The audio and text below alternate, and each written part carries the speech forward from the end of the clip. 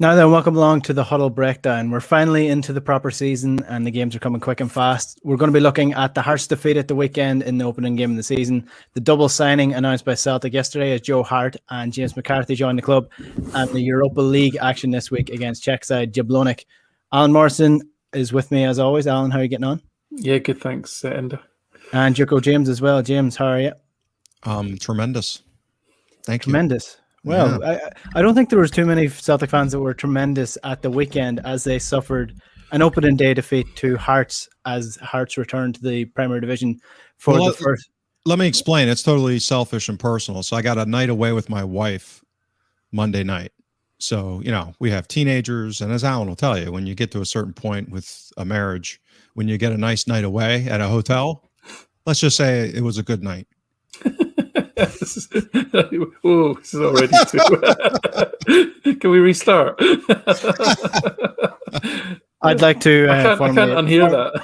I'd like to formally apologize to our listeners and to anybody who has. That was G-rated. That was G-rated. Come on.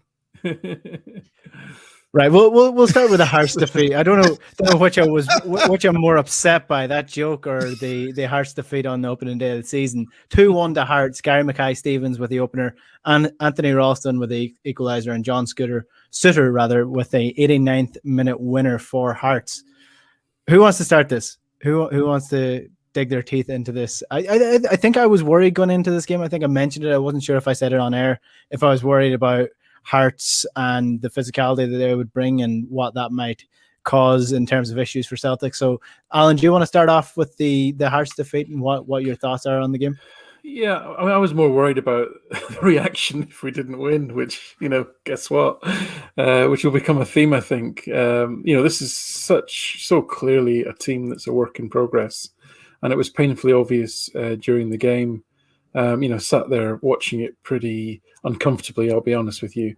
Even though if you look at the kind of end result, you look at 600 odd passes to 170, 70% possession.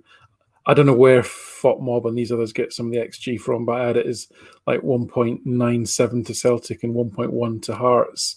I think a couple of crosses into the box by Hearts were counted as shots, which is a bit bizarre. Again, just going through all the possessions in the box, 32 to 19, blah blah blah. We've been here so many times. You go through all these stats and you start thinking, well, this is a game that Celtic should have won, really, by any measure. And but we didn't. And familiar failings in some respects, even though again the system and the style of play was glimpses. I would call it kind of Ange Ball with the brakes on. That may have been to do with not trying to implement too much change all at once, or it might be to do with off the back of extra time European game on the Thursday. And what I mean by that is, the sort of the pressing element was certainly largely absent. Actually, that may have been deliberate. I'm thinking it had to be deliberate because it really wasn't a feature of how Celtic played. But then, on the other hand, Hearts were so quick to turn the ball over and give it back to Celtic in any case. And the start. Guess what? I mean, this is where we've been, and we can't complain. I guess in winning 12 trophies in 4 years, there's probably a fair bit of variance that's gone Celtic's way. So guess what? You've got a new centre back, and within 8 minutes, that system is put under stress and it coughs up a goal. 2 tackles are won with the ball ricocheting to Hearts players. But the problem actually was the fact that there wasn't sufficient cover in the Celtic defence. And if you look at players like, when the ball's originally turned over to Hearts, McGregor is actually pressing and is the furthest Celtic player forward. He doesn't make it back. Turnbull doesn't make it back. Abada doesn't make it back. And so you've got the defence floundering around in 4v4 as the ball's put in, and only then are one of the players kind of on the way back. So I think that's a system failure. That's just not learning field position, reacting to the counter press. Obviously, Starfelt 8 minutes into a team that he probably doesn't even know people's names. He's kind of, made a slight misjudgment, and then the inevitable ricochets that end up with the ball in front of the goal for the opposition. So that's a terrible start. But it's probably, it's probably similar to goals that were conceded last season because of systemic failures as well. Yeah. And then obviously, sorry, Enda, go on. I was just going to say, it reminded me of the Rangers goal that took a couple of different bounces and ended up at the far side of the 6-yard box. You remember that one? And it ended up being a free header for I can't remember who scored the goal, but it was one of the first goals in. Morales, I think, yeah. I actually took a screenshot of it. I didn't share it on Twitter, but it was to Alan's point. At the point when Starfelt dove back in at Boyce, I have the screenshot. There are 6 Hearts players right at or inside the box, and we only have 3 players in the box. Yeah, and 2 of them are right next to each other diving in on Boyce. So that basically you had 1, 2, 3, 4, 5 versus 1 off the ball. Yeah, when the ball's actually lost, the initial Celtic lose possession, which is in Hart's half and McGregor's pressing, they've got 2 players on the right back. And they're 4v4 across the back with the overload on the left hand side. On their left. I don't know if that was by design, but that's a common feature of how to sort of get around Ange ball. And of course, it transpired that the goal came from that left wing position for them. So that was like almost an inevitable start, and of course, it had to result in a goal. But after that, again, Celtic took pretty much control of the game, and they did create chances. I mean, they had whatever it was, 19 shots. As I say, the XG was nearly 2. It's not as if we're struggling to create chances, but we're not taking them. I think there's a lot of systemic orientation needed and practice, dare I say, and time. The fact that Edouard didn't have a single touch in the box in the second half, you're not getting your striker on the ball in dangerous positions is clearly a worry. I don't want to pick on him. He actually, of all the players, he had the highest kind of expected scoring contribution overall. And actually, after the calamity of that opening goal, I thought Starfelt played really well. I think it was a classic game for those who remember the highlights and don't pay attention to the other 89 and a half minutes, because he had a couple of shaky moments. Starfelt, he looked a bit clumsy on the ball a couple of times, and there was that dodgy pass back, and then there was the goal, and that's generally what people will remember. But the other 89 and a half minutes were, he was on the ball a lot. Whether that was by design or not, I don't know. But he was the one. He completed over 100 passes, 110 passes, of which he completed 98% of them. He didn't try and do anything with it particularly outlandish. He broke the line with actually 14 passes, Bitton with 16. Celtic did get stuck with the centre backs on the ball a lot, which again I suspect is something which is used to happen under Dial a lot. And is generally, indicative of a team they played a kind of medium block, 3-4-3, quite narrow, and then Celtic were struggling to then break those lines. But back to Starfelt. Other than that, he won more challenges, 10, than any other player by 4. He also had a good number of recoveries, a good number of kind of clearances. He was defensively active. He won the ball back in his own third 3 times. He had the most possessions won back 6 of any other player. He didn't actually lose possession in his own half. The missed tackle I wouldn't count as a lost possession because he never had possession. And he even had a shot on target, a header on target into the bottom corner in the last seconds. So he was actually, when I weighed it all up, he was my boy of the match, Starfelt, because of that. So, which probably is going to surprise people. But I felt he actually looked really composed most of the time, and he looked strong and quick. And if I use the word organised, what I mean by that is his decisions and his body shape were in tune, and he looked composed, I suppose, is what I'm saying. James, do you want to come in on it?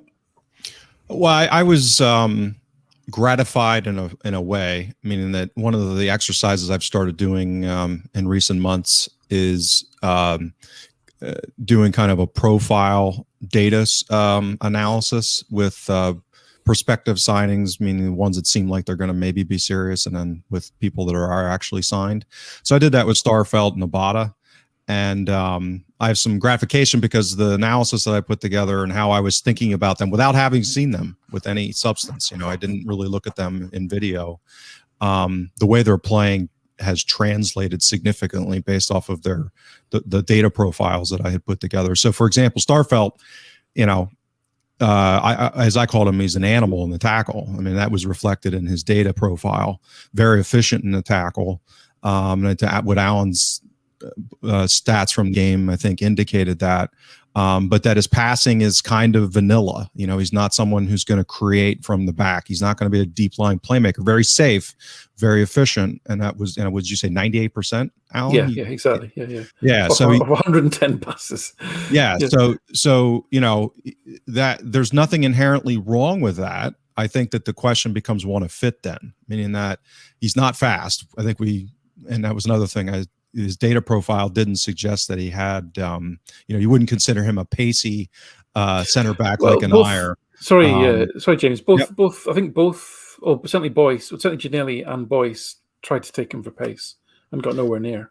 Yeah, well, I think he's smart, meaning that I think he's positionally smart, and he that translates into playing. As I say, he plays faster than he is.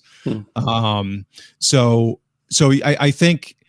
And the reason why I say that is that when we're going to be playing a high line with two center backs fairly wide, if those two center backs are Starfelt and Julian, you're not going to get a ton of line breaking passes, and you're not going to have huge recovery pace.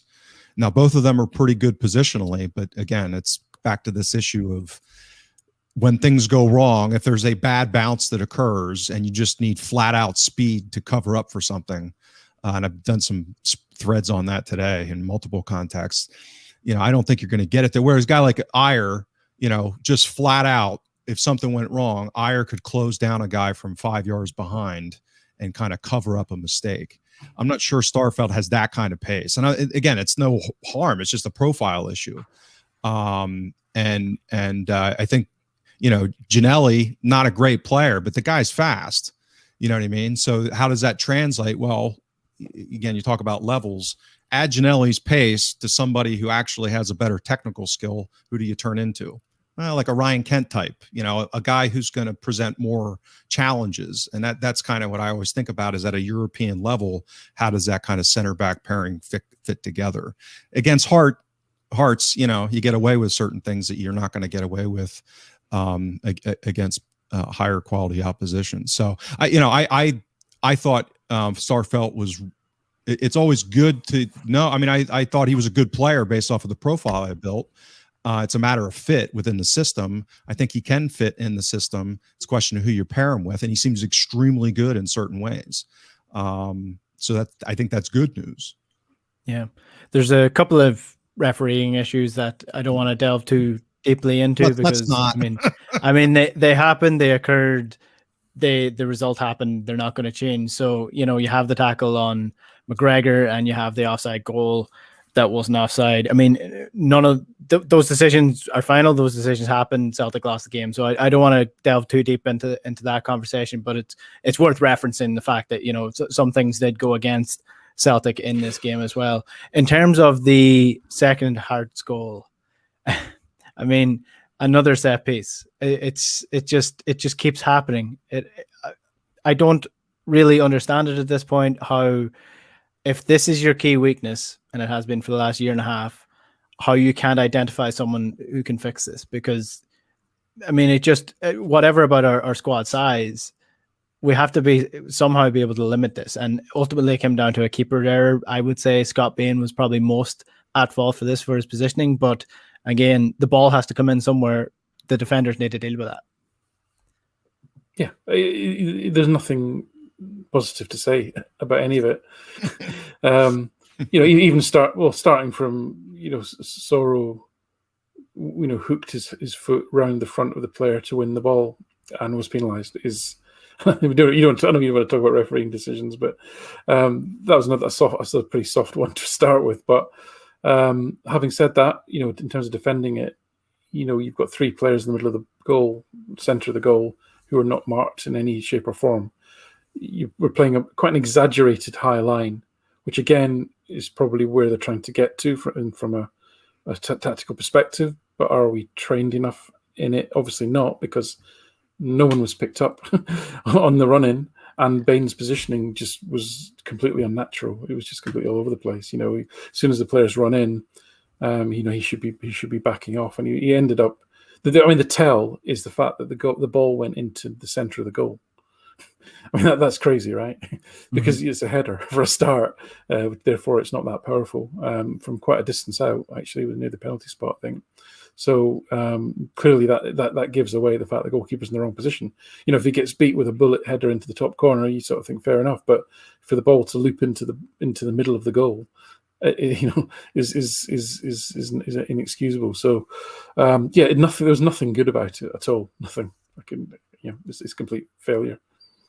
Yeah, sorry, go James. The only thing I would add is it's always it's hard to know in these kind of situations, because I think of them as kind of like set plays, you know, because you're going to have, theoretically anyway, I mean, God help us if this isn't the case, but you would think that each player has some sense of what their responsibility is on set pieces. So there's going to be some organization. People are going to have specific jobs that they know, you know, whether I'm man marking, I'm zonal marking, what's my job? What does that mean? So it's very easy to pick out specific people and blame them for what they did. But, you know, Brendan Rodgers was famous for saying this early on in his tenure, which is, you know, particularly with like his keepers, it's like you pass the ball to where someone's supposed to be. And if they're not there, you're not getting in trouble. The person who was supposed to be there and isn't is going to get in trouble, right? So it's hard to attribute who's at fault in a coverage situation where so many guys are wide open. You know, it seems to me Bitton was at fault, but again, is he instructed to not attack the ball proactively, and he's expecting someone behind him to do that? Yeah, he couldn't pick up three players either, could he? Well, right. Or what's Bain's instructions? I mean, he looked like he was kind of half-ass in between. So to me, he does look like the one that probably was at fault the most, just because he didn't either commit or come back. I mean, he was stuck in no man's land, as I kind of characterized it. So, but yeah, and I actually did a little bit of a set piece breakdown last week using StatsBomb data, and it actually got worse after Lennon left. The various metrics.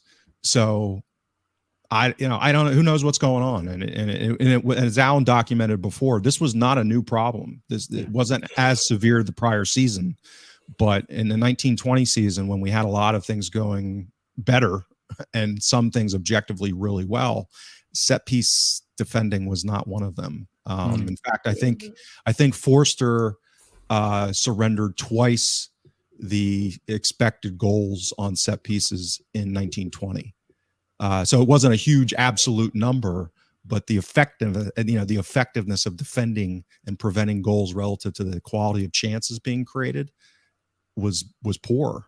So it's not even height. I mean, you know, you looked at their team and you thought three big centre backs. They brought on Herring. They brought on the big monster guy up front for the last sort of 50 minutes. A massive height. But we only had Bitton. I can only think that's the only reason Bitton played is because he's the only one that's over 6 foot. But having said that, Celtic created as many headed chances from crosses into the box during the game as Hearts did, and actually their corners and free kicks up to that moment, other than a couple of low probability headers from a corner, and we had the same. It was kind of 50-50 in that regard, which just goes to show you that height isn't everything. But so it wasn't that. It's organisation. It comes down to organisation. Well, and some of these things have a spiraling effect. I mean, that Alan mentioned the coming out of a European game midweek, where some of the guys played 120 minutes. I think it's plausible that some mental fatigue sets in towards the injury time of a game that Saturday, where some of those guys, are into huge amounts of minutes and exertion. So mental fatigue often follows physical fatigue. And maybe they just switched off some of them. And that's just, that's a risk that's going to happen occasionally. It's often sort of like first world problems in that dominant teams who are dominant in possession, like Celtic have been in the last 10 years at least, often the teams who are playing them target set pieces and are much better organized going forward. And, perhaps Celtic are working harder elsewhere on the areas that they are more in control, like possession, like the press, like the counter press, attacking wise. But defensively, they need to do something, in my opinion. One man that might help this, and I'm going to play the devil's advocate a little bit here, is Joe Hart, who has signed for Celtic. He was announced yesterday along with James McCarthy. We'll talk about James McCarthy a little bit more in depth than Joe Hart, because I think we've done Joe Hart quite a bit last week as well. A comment is coming in from Thomas Hanlon here. He says that a friend of mine who follows Man City rates Hart as a very good goalkeeper, excellent communicator. Is the latter an example of an intangible quality that is sometimes overlooked by analytics? This is where I want to focus on a little bit here with Joe Hart, because I think we've touched on the what he's lacking in terms of footballing ability and why he was eventually sold by Man City. He is an experienced goalkeeper who's played at an extremely high level. Shot stopping is a strength of his, but I would argue that set piece doesn't go in if Joe Hart's in nets, because he is communicating with his defense. There are 3 free Hart's men in the middle of the box. Discuss. So I think there's been a lot of debate, and actually, since the last couple of days with McCarthy and Hart signing, there's been an interesting, almost sort of mini standoff between the data guys and the non-data guys around these signings, and it's been interesting. I've been fascinated to follow it. Tried to keep it, cordial, but actually, I've shifted my position on this as I've just tried to absorb the different perspectives, really. And what I think is around, especially the goalkeeping situation, is for number one, for sure, there is something to be said when you're as experienced as Joe Hart and have got some clear attributes of some of these intangibles that we go on about. Those things do matter to an extent. How much of an extent is really what we generally sort of argue over. But what is also I've kind of learned is there's obviously people have been bombarding us with stats about Hart at Burnley and Hart at Tottenham and Hart at Man City and blah blah blah, and it's like, I do wonder how much goalkeeping data tells you about that goalkeeper versus the style of the team and the way that the goalkeeper has been asked to play. Now, you might argue that pure shots saved and pure goals conceded against average, or how many goals have they conceded versus the expected goals model type of thing, you'd think should be pretty uniform metric to judge someone by, and I think that's absolutely fair. But I do wonder if comparing, Hart's data for Burnley versus Bain's data for Celtic is really a very good, I wonder what the value of that exercise is. What I would like to see, and this is maybe some homework for James, is to compare Forster in the EPL and Hart in the EPL, and see how that stacks up. Because remember, I keep coming back to, we love Fraser Forster. I love Fraser Forster. And we all remember his heroics, especially the season before. But he was third choice at Southampton. He did get in the England squad at one point, but he never got near replacing Joe Hart in the England team. And, and yet for Celtic, he's obviously fondly remembered and he produced great performances.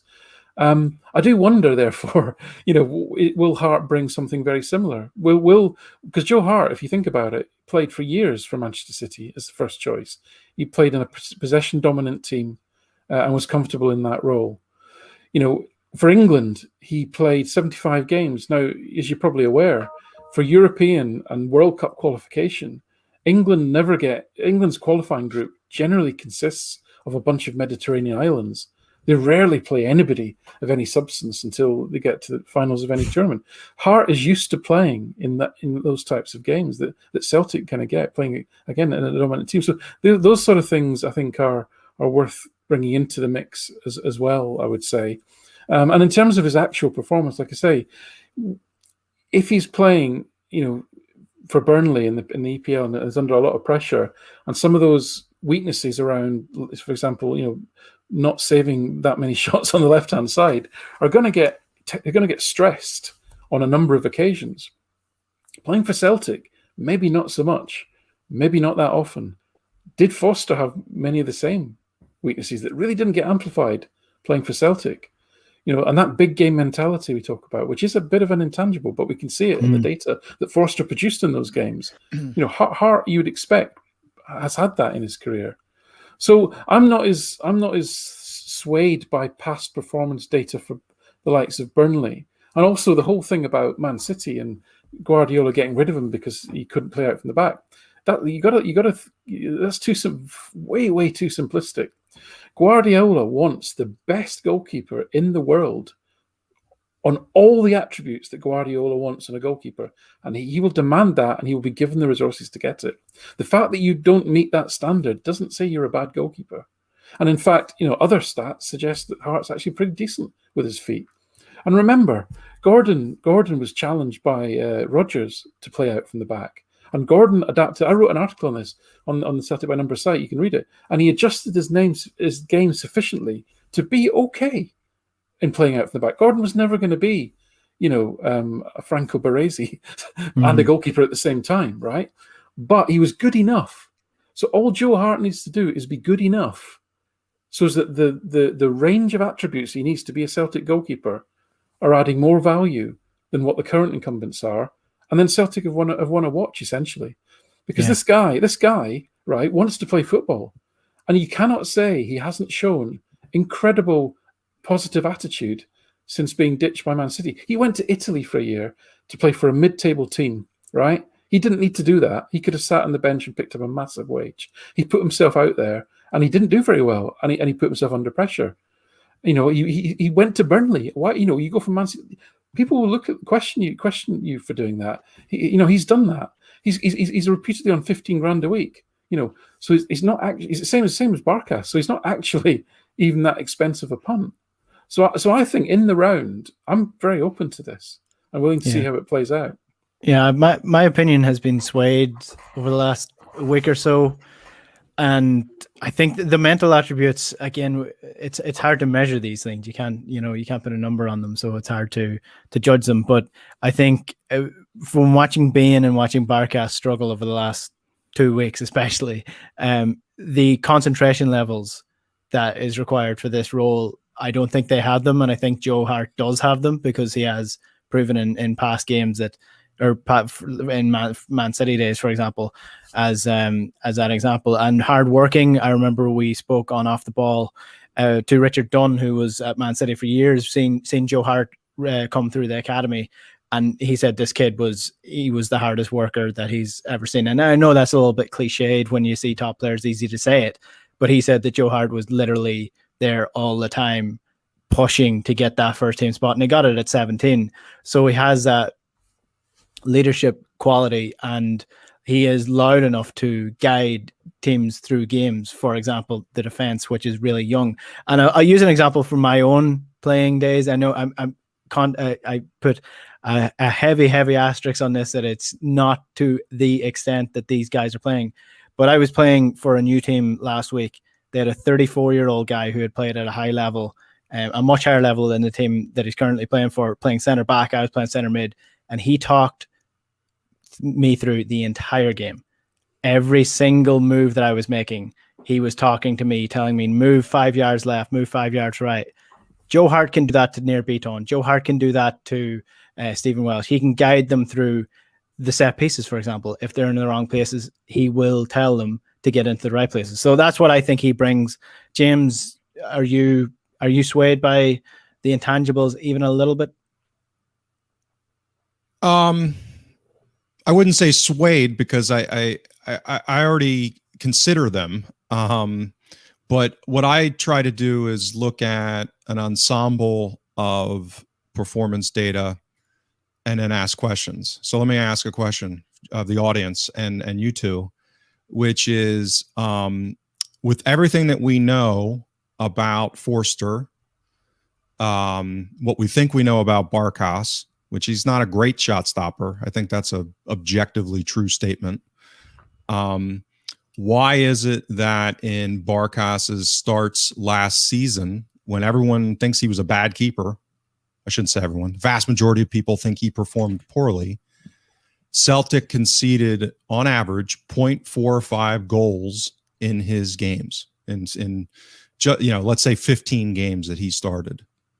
He had 8 out of 15 games were clean sheets. So that's 0.45 goals conceded. I'm not talking about XG. I'm not talking about anything other than just goals conceded.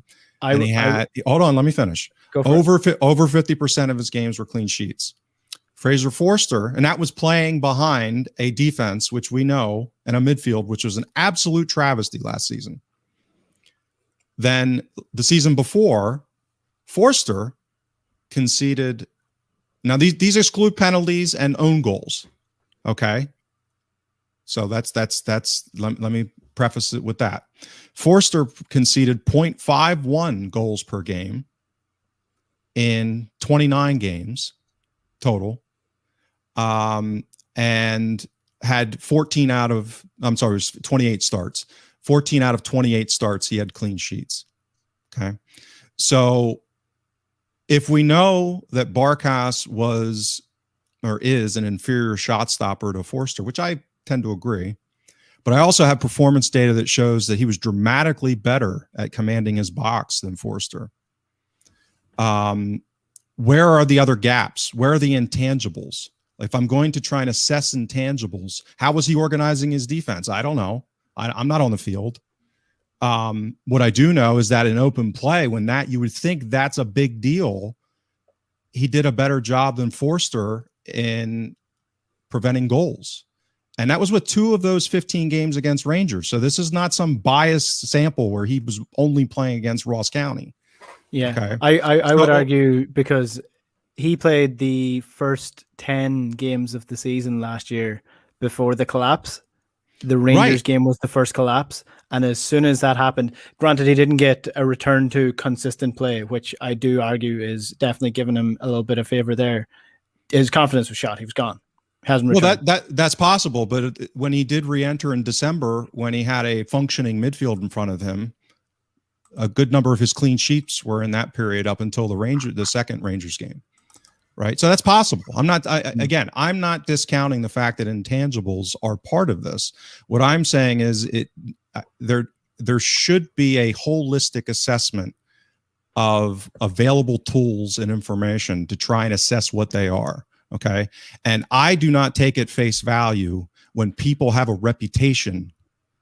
Okay, because people are biased. Everyone's biased. I'm biased. You're biased. Everyone that likes Joe Hart that played with him is not going to say, this guy was the worst leader I've ever played with. He might be a genuinely nice guy. He may be a great leader, right? But styles of leadership are different. Not everyone's a vocal leader, and that's effective. The chemistry within a team is variable. Some teams have a bunch of strong type A personalities, and the leadership is diffused. Others have a more single polar, like we did with Brown for many years. We have one personality that's extremely dominant. Okay. Some of those work, some of them don't. These kind of chemistry issues are very complicated. And the idea that we in the outside can say that Joe Hart is going to be the leader that's going to organize the defense, there's so many different variables that enter into this, that I think that part of it is on the margin. And secondly, we have no way of really having a good understanding of how the dynamics are going to work within the context of the team, the culture of the team, the other personalities in the team. Maybe the insiders do. Maybe, that very plausibly could be something that factored into this decision.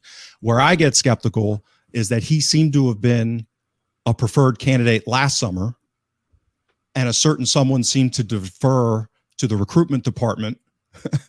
And there seems to have been a dynamic internally at Celtic that's been unfolding ever since then. And we're seeing this is not happening in a vacuum. This is happening within the context of overall decision-making, to me, that provides important context. And so I hope he's good. I hope all the analysis I've done is wrong. I'm a lot more skeptical about his ability to play a sweeper keeper role, not because I think he's bad on the ball, but because I think the demands in an Ange system are so different than normal that you have to be good on the ball in his system, because that's what we saw in his performances with his keepers in Japan. It's a different animal it's not a Rodgers system. It's not even a Pep system. It's a totally different animal to what he's looking for his keepers to do. And I'm skeptical. I hope he proves me wrong. And back to the one last thing I'll say is his shot stopping at Burnley is really his only period in since 15-16 where he did post pretty good saves versus post shot XG. But to Alan's point, that was with facing almost 6 shots a game. So you had said you think his concentration levels will be better. Well, that's not in the data. In the times when he was playing at Torino or at Man City under Pellegrini, when he was facing 2 to 3 shots a game, that happens to be when his performance levels were not as good. So maybe he's actually a volume guy where he needs the being peppered to be in the game. I don't know. All I can do is take some of these supposed narratives of qualitative intangibles and then say, okay, what does the data look like, the measurables, and does it make sense? And if it doesn't, what could be the answer as to why it doesn't? And I think Alan puts forth some reasonable thesis as to why some of them may not. When I take the overall pattern, no director of football, no head scout, he was recruited last summer. He could be Fraser Forster's twin cousin. To me, I doubt that there was a sophisticated process that resulted in this decision. Doesn't mean it won't work. I hope it does, but I'm skeptical. Yeah. Well, I think all of us want him to work regardless. I'm playing devil's advocate a little bit here because last week I did say that, it's absolutely crazy that Joe Hart is the guy that they've come to at this point in time. Let's move on to James McCarthy, the Irish international, 30 years old, signs on a 4-year deal. A 4-year deal for a 30-year-old. He's going to be 30. He's going to be 31 in a couple of months. So. He has been injured for 29 of those 31 years. James McCarthy, listen, as an Irish fan, as somebody who's followed James McCarthy's career, both internationally and at club level quite deeply, I think he's a good player. I think he's a solid midfielder, not the most talented on the ball, but will be a very good player to have if we have him. That is the key point. If James McCarthy is fit, he will be a good player in the Scottish League. But I doubt how often we're going to have him fit. In terms of Irish Republic caps, he has missed pretty much all of them. Either the week before he pulled a groin or he picked up a niggle. He's missed pretty much every Irish camp for the last 2 years. He has been in and out of the Crystal Palace. He got a good run with Crystal Palace there last season, but with Everton, after that horrific injury he picked up, he just hasn't been, sticking as a regular starter for any team. So caveat is that James McCarthy, in my opinion, is going to be good if we have him. Alan, what's your thoughts on him? Have you done any work on looking into him? What do you think he's going to bring to the team? Or yeah, it's difficult because again, there's just very little data to work off of in recent times. The horrendous injury he had took a year out and then rehab, nearly a year and a half out in his prime years, really, sort of 27, 28 type of age, and then he went to Crystal Palace for a small fee. When Everton picked him up from Wigan and they paid, I think, 13 million for him. There was a kind of what's probably now a hoary old saying that 75% of the earth is covered by water and the rest is covered by James McCarthy. It's just, it's ho. And he was a player that basically covered every blade of grass, mainly in a defensive realm. But what relevance does that have in 2021 when he's nearly 31 years old and really hasn't played a meaningful season of minutes, as in over 2,000 minutes for 5 years?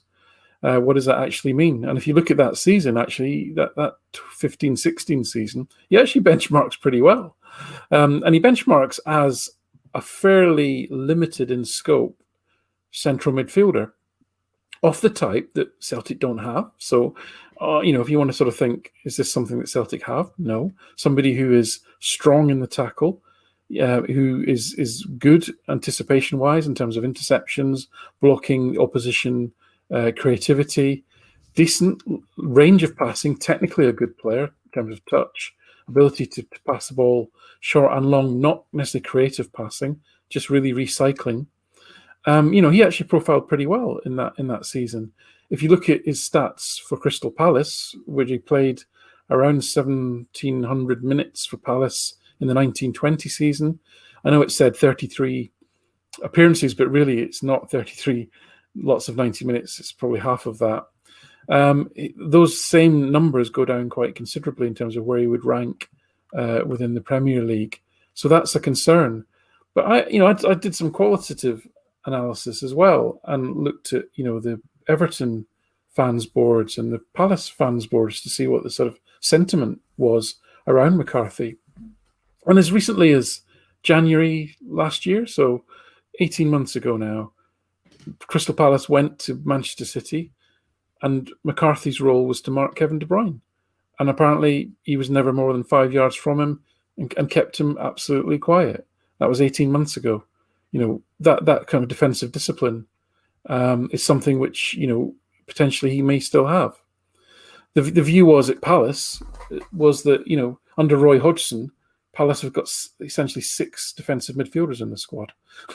and actually where McCarthy has demonstrated he can play well, and this is all about James' point about systems and what works in the context of who you're playing with, is if you put McCarthy with talented, skillful players to give the ball 5 yards to, and he's there to cover the holes and the gaps and to do a lot of the dirty work for the likes of a McGregor, that's when he's been pretty outstanding for Everton. Didn't happen so much at Palace because he wasn't surrounded by those type of players. He was surrounded by similar players. What have I concluded from all that? I still have got. I am skeptical about Hart, as James said. I'm choosing to be optimistic, but I'm skeptical, and I'm very skeptical about McCarthy because just through lack of evidence that the player that has been is still the player that we're getting, and the potentially fragility of, because actually he's not had a bad injury since his really terrible fibia and tibia fracture. He had another hamstring injury in 1920 for Palace, but it didn't keep him out for that long. And hamstring injuries were something which had hitherto, blighted him. He hasn't actually been out injured. It's more the case that he just wasn't a first pick. So, yes, he's an absolutely solid, Premier League level, defensive midfielder. No, Celtic don't have anything like his style of player in the squad. But, can he stay fit? Can he still play at the level that the data suggests? He could have done, but that was many years ago. I don't know. Yeah, so I am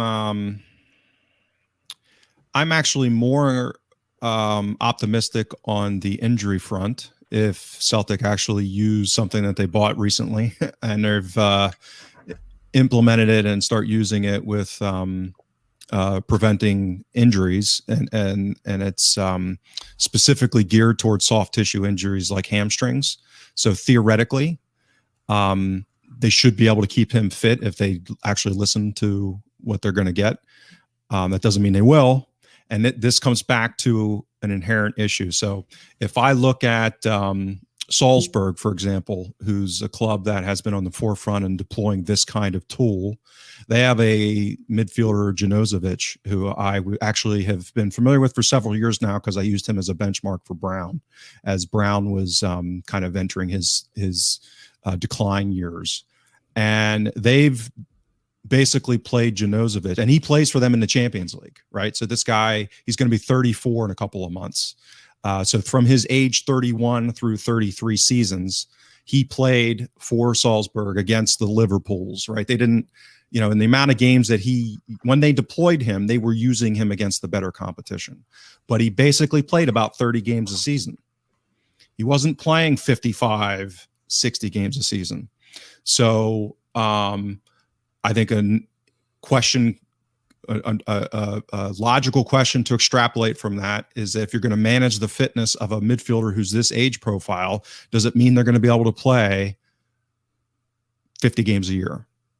And if they're not, if you get machine learning software that tells you if you play this guy too much now, you might get injured, and the guy's got a history of hamstring problems, and you don't listen to it, you don't rest him when he should, and you don't deploy him intelligently, right? So again, I think if done smartly, this could be a good signing relative to the injury risk. I actually think there's an opportunity here for a club of Celtics profile to get better players who have injury problems and deploy them smartly to get more value out of them. Rangers did it with Roof last season, right? And he still had some calf issues. So, it reduces risk. It doesn't eliminate. So I think there's some opportunity there. My concerns are more so the fit with Ange's system, right? So everything that Alan said, I mean, you can think of McCarthy as basically closer to a Brown, right? I mean, to me, that's how I think of him conceptually. There's some nuances there. He's actually, I think, Alan, you know better, even you. I mean, he might be a little bit better than Brown in the tackle at this point. Because he does look, I mean, he really ranks high. I actually put out a thread today. I mean, even the last two seasons when he was maybe not at his 100% best, he was right at the top of the Premier League in his efficiency. Yeah. I'd say he's less of a headless chicken than Brown. Right. And that's a huge positive. So structurally, that's a positive. But I think the passing part of this is really important. So I looked at people that have played under Ange's system in Japan, and the orders of magnitude and difference in the passing efficiency is not small. So, for example, McCarthy, his accuracy rates, even going back to 15, 16 and things like progressive passes, forward passes, they're kind of in the 70% range. Ange's guys playing that sitting defensive midfielder role closer to the mid 80s, high 80s, even 90% in those metrics. Sorry, James. James, I just sorry to butt in. Just on that passing, when again from the 15-16 season, which is when McCarthy played significant minutes, he was ranked 20th in the whole Premier League for pass. Yeah, that's just flat passes, right? So just for pass completion. Right, so forward passes. That's all players. That's all midfielders, forwards, defenders, etc. Right. So forward passes 20th, breaks it out strictly just for passes that go forward. Because again, as we saw with Brown in the Champions League, he can have the best passing percentage because you're dinking in between the center backs 50 times a game. So I don't think he profiles as a guy. To Talon's point, I mean, he's not going to be a deep line playmaker. That's not who he is. No. So he's going to need somebody near him to recycle the ball to that's going to do that job. So this comes back to system dynamics. Okay. We've already discussed that's not going to be Starfelt. Probably not going to be Julian. So who's left in the center back positions? Alan and I have been reasonably optimistic on how much better Welsh has been getting in that regard. I don't see him as a playmaker. I think he's gone from to maybe functional in that regard. Right. So now we're left with who? Well, we all know who that's going to be. Callum McGregor, right? So that gets back to this issue that we've talked about endlessly since we started this show, which is shackling McGregor into that deep lying role, and whether or not you need two guys there doing that then. And what does that do to McGregor's ability to be an attacking 8, getting forward? So there's that practical implication. And then when I look at it relative to what Ange has done in Japan, where he does not have that player in his midfield, both of his guys are functional passers, more, I would say, quick and pacey than MacArthur probably is. He's going to be 31, giving the guy a 4-year deal to basically eat his decline curve, right? This is when he's going to get worse. This is the meat of it. It starts to accelerate between 31, 32, and then you start falling off a cliff at 33, 34, as we saw with Brown. So I don't understand the fit. I'm not saying he's going to be a bad player, but like Hart, like the other patterns that we've seen with recruitment, with an Iragidi, with a Shaw, right? This is why structure and having a coherent recruitment plan relative to the way the manager's actually going to play, are these the least bad options that Ange was given relative to lists and saying, okay, pick from this, this, and this, because this is who we've recruited for Lennon 12 months ago. Who knows? All I'm saying is that they don't fit, in my judgment. And when you're not optimizing, you create vulnerabilities. And I could see a scenario where Joe Hart is 35 yards from goal. McCarthy is playing that sitting role. McGregor's running forward because that's what McGregor's trying to do. And Ange, as we saw against Hearts, McGregor's probably going to be doing that quite a bit. We lose possession. Starfelt, Julian, McCarthy, and Hart. Is that the four that you want playing a high line against anyone functional with any pace? This is the Huddle Breakdown. You're listening to us on Spotify or iTunes, I presume. If you are, hit the subscribe button. If you're watching on YouTube, drop a comment below. We'll try to get to some of them before we finish up. And subscribe to the channel as well. We're on to 800 at the minute. We're trying to get to at least 3,000, maybe 5,000 by the middle of the season. So hit subscribe and give the video a like if you're watching on YouTube. Neil Davidson is saying, have you no mercy? Won't even let me enjoy Hart and McCarthy signings for 24 hours. Well, Neil, I'm sorry, but you said you do like the show, so I mean, there's plus and minus to it. Let's finish off then really quickly with the Europa League fixture against Jablonec from Czech Republic, or Czechia, I think they're now called.